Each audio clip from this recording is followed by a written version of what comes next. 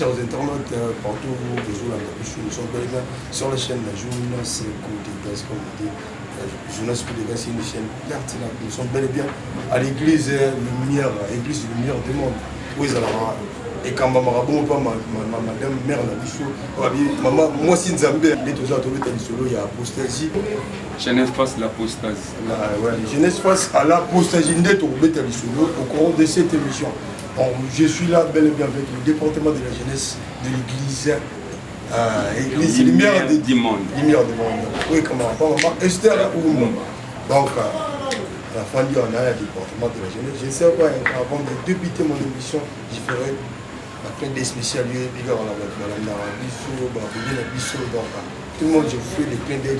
Nous sommes là, c'est une conférence. Nous sommes là pour parler de la jeunesse face à l'apostasie. Alors, par définition, comme moi je dis, j'ai fait mes recherches, dans mon apostasie, j'ai abandonné c'est quoi l'apostasie? L'apostasie, c'est le contexte de l'abandon de la foi involontairement. Involontairement. Quelle foi? Foi chrétienne? Oui, foi chrétienne. Le chrétien? Foi chrétienne. Nous sommes dans l'église. Est-ce que l'apostasie est tombée dans l'histoire? Et là, on va t'appeler, on va mettre la apostasie parce qu'ils ont habilité l'église Lumière du monde où ils ont en masse. Surtout on parle de la jeunesse. Merci pour la parole, surtout le bec qui pour la jeunesse. Parce que tout le monde qui jeunesse à l'élo, ils ont foutu.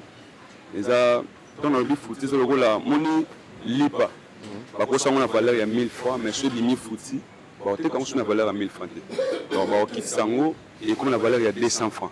Donc, on le perd de goût, au moins jeunesse à l'élo et perdre valeur, et mi kosi trop na mamamukili. Donc, mon ibi le zoloba na Matthieu chapitre 5 verset 13, que ça zoloba ni abi, ceux qui m'ont Christ soit bon ici mungwana, ya bon ici gouna ye. Ça c'est une importance. Donc, ceux qui m'ont bon ici gouna ça c'est une importance. Les jeunesse à l'élo et perdre goût perdre beauté oh jeunesse à force, il y a lobby. Et tout ça vous comprendre. Je ne sais pas force à lobby et ils ont pas travaillé na biso ba jeune. Et on monte sur beta cité et biso ba jeune au bateau de abandonner Christ. Bateau de qui na kati na Yesu de abandonner Christ to kende mama mokili. C'est que tout zonga na sina makola Christ. Et on monte sur beta cité ba jeune belé ba abandonner Christ à cause de bloc comme qui. Non, d'ailleurs quand on met dans le solo il y a apostasie tant de ça quelques a régé. Quand on met sur la jeunesse, où il est abandonné. Il y a aux jeunes, oui ou non? Oui, aux jeunes. Aux jeunes. Alors, ce sont des conseils où tant autant la jeunesse d'aujourd'hui. Vous avez dit, les jeunes, tout le monde, même Montréal, c'est un jeune de jeunesse pour les jeunes. Je savais après ça. Donc, quand on met sur la jeune, il se dit tout ça, la jeune. Quand on met sur la pour ces abandon, il y a un conseiller, la jeune, étant que président de la jeunesse. Il y a l'église Lumière du monde. Oh, on a un conseil. Au moins, l'élo, la blonde, monsieur, je suis sur la chaîne l'élo. Monsieur, je suis dans ma famille, je suis dans ma quartier. Monsieur, je suis dans mon connaît. Dans ma famille, dans la quartier, mais il y a mon endémie, au divin, il y a un autre qui a vie. Mais on a un robeta, on a Salomon Zoloba, et les gens se plaignent à Boulingé. Il y a Baka, le Borosani. Et ça, monsieur, c'est là. On a le linga, les bisous bajens, on a été lobby et je l'ai vu passe. Dans ce bon de la bisou bajens, c'est que tout le monde est makanis na bisou.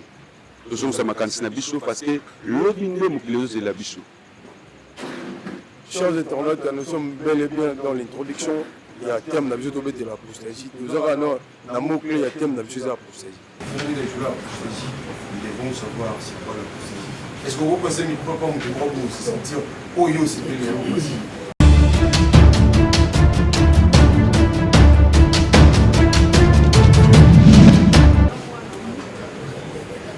Chef, je ne sais pas les noms c'est qui? Chikina. Tant de mettre sur la pousse. Est-ce qu'il y a la robe à mon bilab?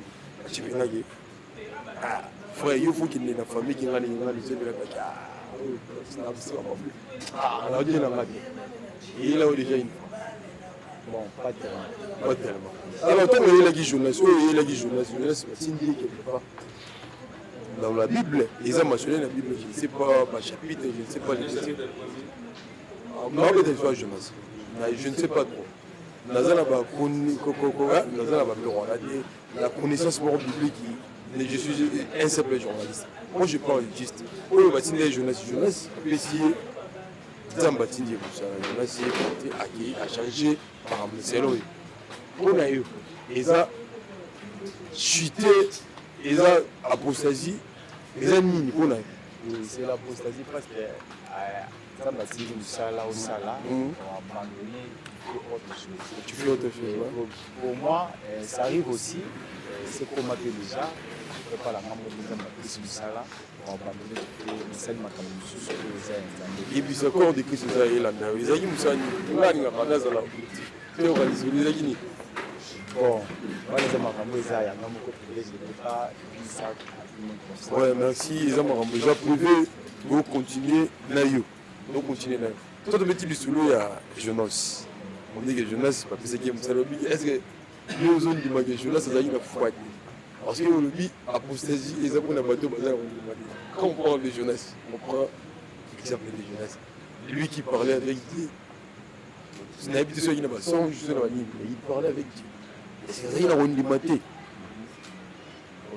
Ouais. Bon, Jonas Konzima, tu sais, ils ont la réalité aussi, c'est passé dans la carte de jeunesse. Il y a des jeunes pour le. Jonas est aussi, il est jeune comme nous. Oui, avec qui j'ai le coup la mission. Ils ont la jeune pour se baser dans Konzima, mais diable tellement à ça le coup la barrière à ça du mission. Ils ont bien aussi fait tout à terme, tout seul en Zambie. Il y a une carte, il y a une carte à solo, il y a une vérité, il y a une réalité, il y a un macambo, il y a autre chose pour faire tout seul en Zambie, mais tout ce qui est autre chose. Ils ont pas pour côté les mains. À empêcher à acheter la barrière pour atteindre l'objectif. Et d'autre part, nous sommes le président de Colomba, nous sommes occupés pour ça, ils ont volonté, la conscience, c'est tout ce qui est c'est mauvais. Parce qu'on a reposé une question. De nos jours, quand tu vois la jeunesse, le monde de nos jours, quand tu vois la jeunesse, est-ce que tu es jeune, comme moi aussi je suis jeune. Quand tu es jeune, quelle est la jeunesse de nos jours? Est-ce que tu es satisfait de la jeunesse de nos jours? Non, je ne suis pas satisfait parce qu'il y a des jeunes pour ma déroutée. Il y a des jeunes aussi pour ma christianisme, pardon. Mais bazan pour moi, un pas dehors, un pas de bande. Donc ça, la carte, c'est ça de bande. Dans d'autres salles, même si il y a des serviteurs, on existe quelque part, mais aza vraiment na bonzambe te donc on a eu à ça makambo na kati église aza frère pour sa sœur. Merci pour repasser le cours par le suivant.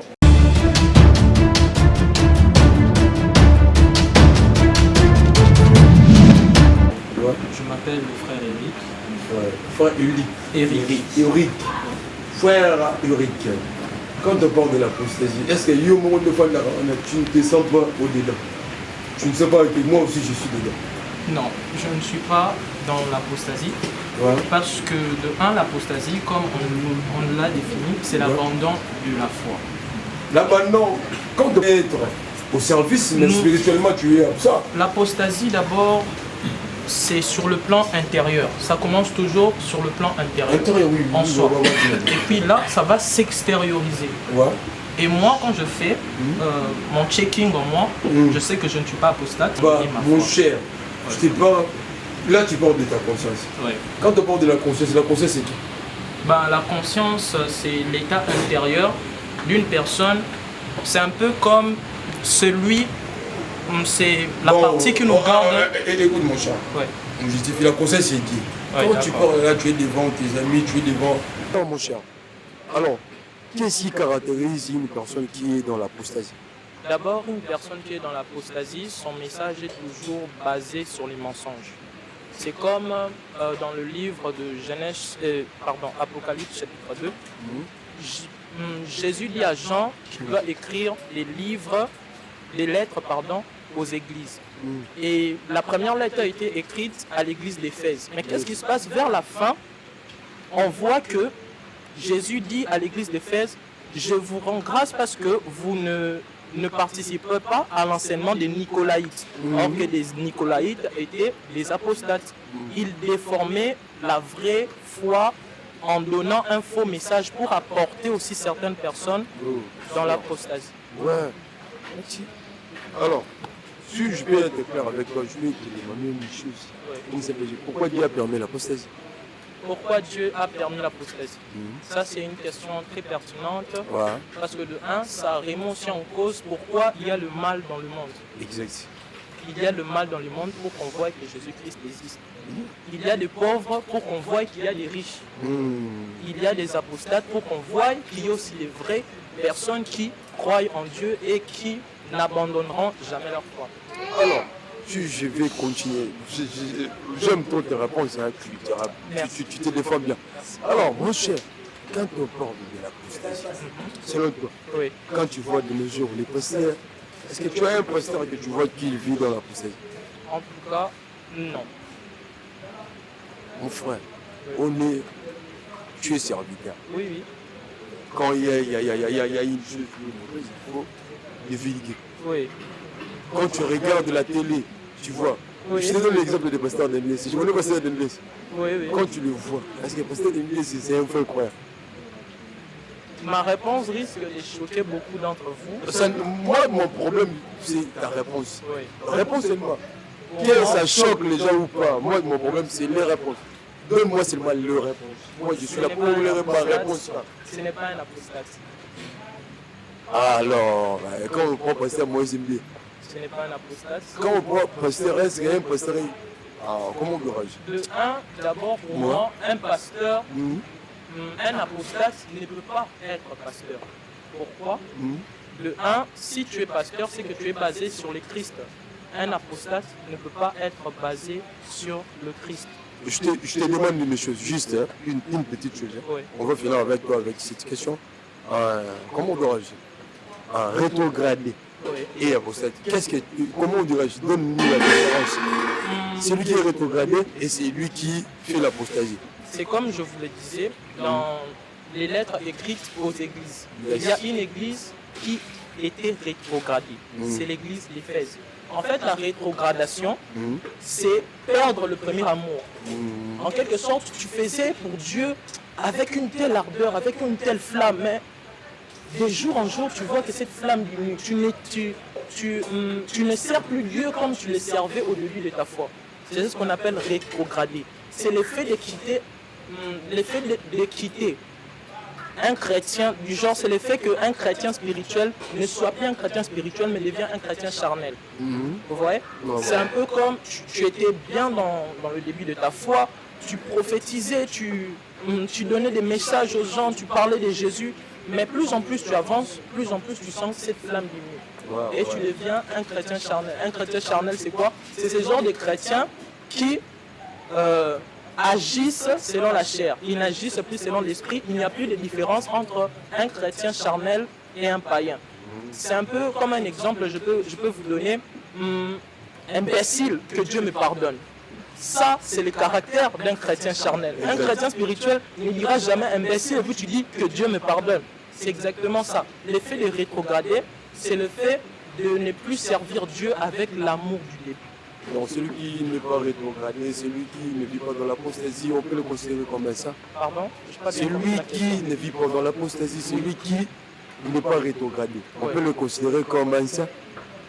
Je ne dirais pas comme un saint parce que seul Jésus-Christ est saint, mais je dirais comme un saint imparfait parce que nous sommes saints grâce au sang de Jésus-Christ. Nous ne sommes pas saints par nos propres forces, mais par le sang de Jésus-Christ. Ok, merci. Tu peux passer le micro. Merci pour ton intervention. Je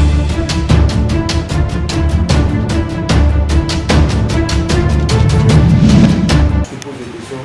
Je dis, pourquoi la jeunesse de nos jours, des jeunes comme moi? Bon, j'ai un simplement problème.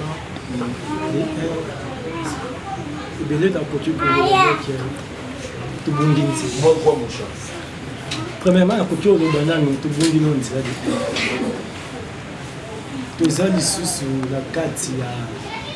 carte ici, ma cambonzan, et de bien la culture que fait, c'est ma version, ils ont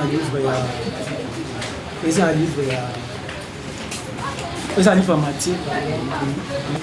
Il y a des gens qui ont 10 femmes, il y a des gens qui ont monde de la bande. Qui raconte mon corps, mon bas, Mais au milieu de la nuit, lorsque Balalaki Mobali Balakoya, lorsque Mobali Balakoya, 5 femmes bamunde na bango kufaki, bango nyonso munde kufaki, mais 5 femmes balaki na bamunde na bango mais bazaki na ba réserve. 5 femmes balaki pembe, bazaki na bamunde mais pembe ba bomba ba réserve. Lorsque Mobali Balapusani batoke porti, pour la kaki bango bec ko kota bi fu kota bamunde na bango.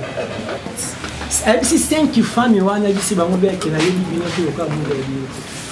Et on s'en est bien que tu es là, jeune, tu vivre et bien là, monde de la bonne chose.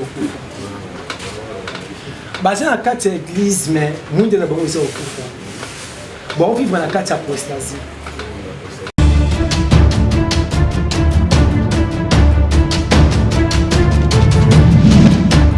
Ah, mon frère, merci pour ton intervention. Est-ce que tu peux passer les histoires?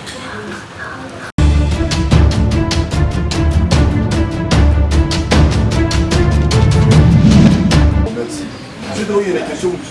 Alors, le long de nos jours, pourquoi Bazo peut sa confiance dans la jeunesse et surtout aux apostères? On a des jeunes moins de 40 ans, il est considéré comme quelqu'un qui vit déjà dans l'apostasie. Alors, vous, en tant que bon, ceux qui basent pourquoi on a des jeunes, pourquoi? Parce que jeunesse à l'élo, tout le monde dans la colo bandona des foutu. Navi que mes journalistes oui bien. On a des pourquoi pas Tokindera? Ceux qui ont l'église, 100% tu verras que jeunesse est une association pour l'église chrétienne. Les il y a des jeunes.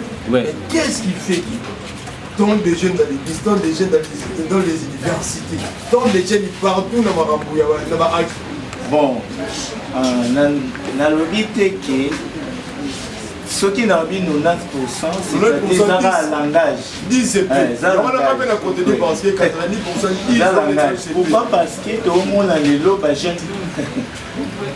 c'est-à-dire, les uns de l'autre, le plateau. Il y a des gens déjà. Mais tu vois le baron à plateau. Il faut expliquer des fois ça signifie quoi. Il ne faut pas que tu fasses ça par la mission. Il faut expliquer déjà l'homosexualité. Parce qu'ils ont un gène belé, au monde a un gène.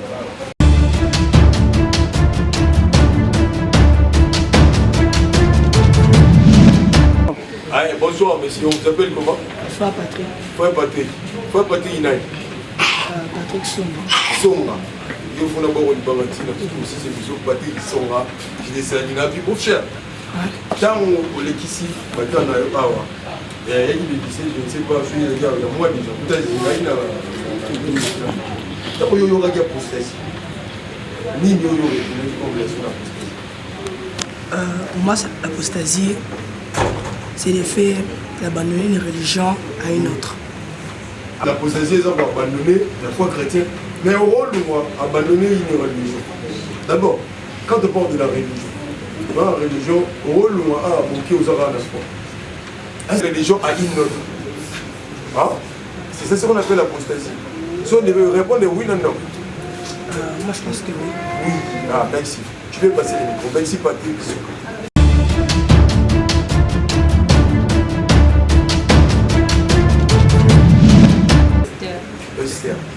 Esther, qu'est-ce que tu as retenu pendant la l'apostasie? Moi, ce que j'ai retenu, une définition claire est que l'apostasie, c'est juste l'abandon de la foi. Quand un jeune, c'est... Quelle foi? Il y a plusieurs fois. L'abandon de la foi chrétienne, quand un jeune ou peu importe se détourne de son Dieu, peut-être qu'il est fatigué d'attendre sa bénédiction. Il a décidé d'abandonner la foi et d'aller se confier peut-être par le féticheur. Là, c'est ça la foi. Regardez la caméra, ne me regarde pas. Continuez avec. Je vais changer ça. Ah, c'est ça.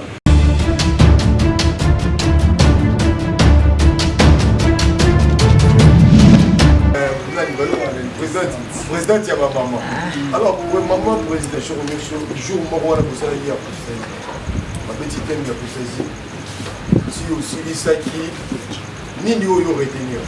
na apostasie oganye nini obénéficie na nini kaka oyota sikoyo ya apostasie mutu oyo atondisamaki na kondima e après akweyisi foi chrétienne atikali bongo aza lisusu liboso ya Nzambe na puissance wana alors akomi lokola tono vie akomi lokola tono oyo ezalaka na eloko na kati te baburi aza lisusu ye kuna te apesi mokongo na la foi chrétienne. Vous avez remarqué aujourd'hui les jeunes,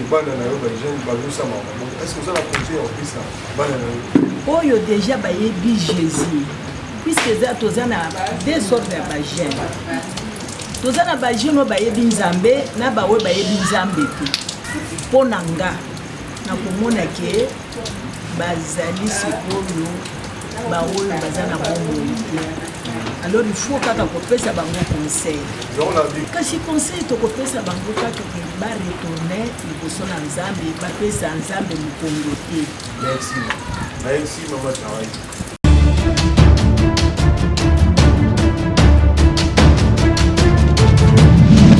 Bonsoir. Bonsoir monsieur Ibrahim. Vous appelez comment? Ouais, je réponds au nom de Jenny Bambi. Jenny Bambi. Jenny Bambi. C'est fou, vous avez enseignant.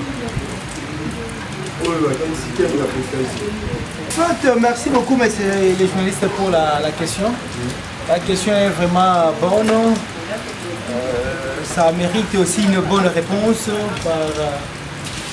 Je dirais ceci. D'abord, ce n'était pas mon idée, ce n'était pas mon thème. Nous avons tout un département de la jeunesse, apostasie. Et après, on a organisé une conférence et débat. C'est là où tous les jeunes se sont exprimés, se sont vraiment exprimés par là. D'abord, l'idée c'est quoi? Aujourd'hui, dans le monde que nous vivons en tant que des chrétiens, il y a des choses, un chrétien, un serviteur de Dieu au sein de l'église, mais qui vit dans l'apostasie. Mais il a le nom de Jésus dans sa bouche. Donc c'est par là qu'on a vite compris que cette génération, nous tous, parce que nous appartenons tous à cette génération, nous devons être des serviteurs de Dieu qui reflètent l'image de Jésus. Là à l'intérieur, parce qu'on parle là de l'abandon des foi. D'abord, Jésus, on le reconnaît par la foi. Donc, directement, si tu abandonnes ta foi, tu te détournes directement à Jésus. Parce que c'est une personne que nous adorons la personne. Donc, nous croyons en Jésus, c'est par la foi. Lorsque la personne abandonne cette foi, directement, il est égaré de la connaissance de Jésus.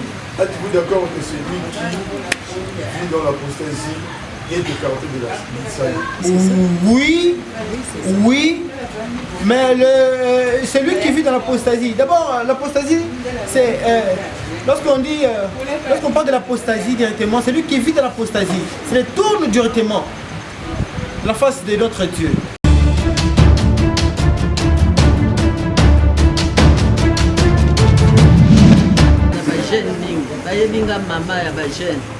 nasekelaka na bajeune mingi nalingi bango mingi. Alors papa président na bango papa Pele nasepelaka na makasi ndenge azwaka bo bajeune bakomi kaka ebele, bakomi bakuluna, bakomi boye donc ezalaki esengo te asali évangélisation abengi bajeune kutu lelo bomoni bango te bazalaki ebele.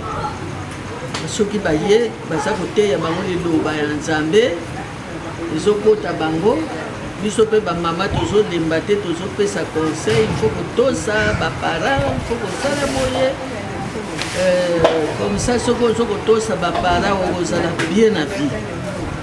Okei omoni para ya moninga faut obengi nga olingi nini kopesa bango baconseil ebelebele. Bon, oya basi donc kopesaka bango en tout cas bokeba bana na biso ya basi kolata bajipe ya mikuse suti eza te to lokolele tozoyebisa bango toza koencadre bango bien tanto tomoni bango balaki bajipe ya mikuse alenoki tokotisi bango na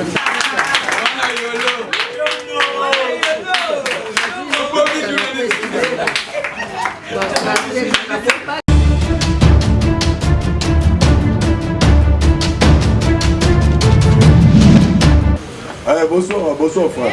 Oui, bonsoir. Comment est-ce frère? Ouais, comment on a frère Elingoura. Ensemble à Awa, on a vraiment mon lumière du monde. Bané bilé vraiment. Na c'est bien. Frère Elingoura. Vous avez dit à Bétéki, ils sont morts les 17 champions, mais écoutez, faut y aurait été naïki. Le Ronaldo qu'on va servir, on va dire que ça va servir Jésus. On va servir Nzambé. Merci vraiment pour la parole de Ronanga, merci. Tout est la pega Nangonga. Il on a roloba, ezaka kino, presque ba question na ngai na zila ba réponse nango. Et là quand on a retourné pe mutuna na basala Nzambe. Et là il sala que moto azaki vraiment pemeni ya Nzambe apengwa. Moi, je suis été monté à Bando bien passé. La question est comment tu n'as pas eu comment tu as dit ça au Pérou. Merci, merci. Obi qui merci. Et tout c'est bien toujours. Merci vraiment pour ça pour le merci l'invitation et ça m'a bien. Na fait peu monter la merveille Jésus. Maman m'a passe à église pourquoi pas maman Esther Rumba. Nous avons accéder pour la vie. Merci pour mon chef. Merci vraiment la CPL Makassi, jeunesse coup de gaz. Merci.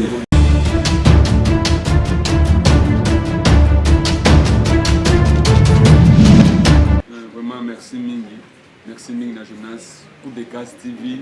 Vraiment na visite au Bossali Bicho. Vraiment ensemble vraiment lola à Pambola Bino, Pambola Nebele, à Pambola Bino na soutien au Bossali. Vraiment ensemble Bino. Et na bossa na simbo de na maman Esther Umba.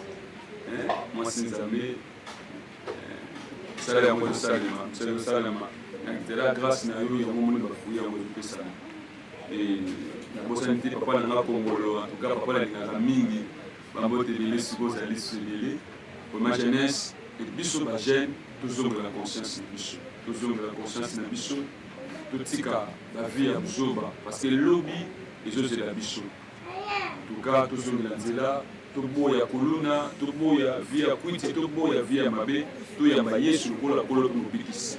Na pesi mo dessus na maman c'est un sapai, maman botana et grand frère propre aller revoir nous. En Montebelli, sans oublier maître Alain, avocat. Aïe aïe aïe, tout se fait mal. Vraiment merci mille, jeunesse ya ngoyo. Ba tout bazana bambongo na bango, ba yebi ke sika ba ochesa te. Pour le ministère, pour la œuvre et vous allez bien vraiment. Bambote na bino, tous s'abonner à la Jeunesse TV. Vraiment, tous s'abonner. Donc, au ligne visibilité bien, au ligne marama bien, il y a qu'à la Jeunesse TV et ça va bien. Vraiment, tous s'abonner à la Jeunesse TV et vous allez bien. Bye.